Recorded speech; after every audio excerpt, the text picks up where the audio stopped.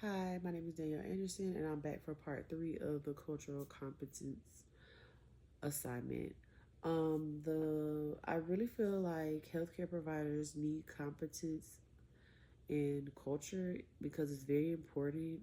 It improves the patient-provider relationship, and it reduces the health disparities that we already have in the United States, and also it makes sure that your patients do what you want them to do. If you want them to do a certain treatment and you are culturally competent on what they are requiring of you, then it'll be a no-brainer for them to do what you're asking them to do.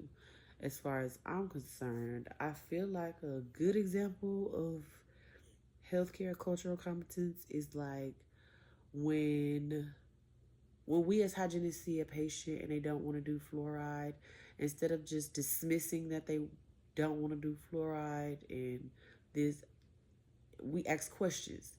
Why do you think you don't want to use fluoride? Are there other options? Would you do this? Would you do that? That's getting to, it's not just dismissing it and letting it go and just, oh, well, you got to use fluoride.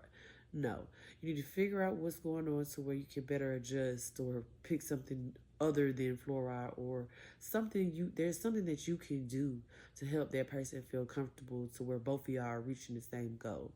I think a bad example is just, like I said, dismissing, oh, you don't want to take fluoride? Oh, well, you have to.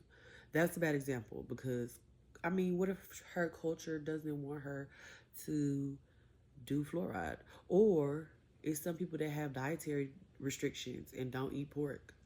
Um, so, you just have to be aware of those things and ask questions instead of just dismissing people for what you don't want to deal with, especially in healthcare. I feel like it definitely goes hand in hand with building a rapport with your patients and the other providers that you're going to be working for. I feel like if any place that you work at is a team-based facility, they're going to want to know and respect your level of competence culturally to deal with all their patients and be there for them in the way that they would expect you to be there for them.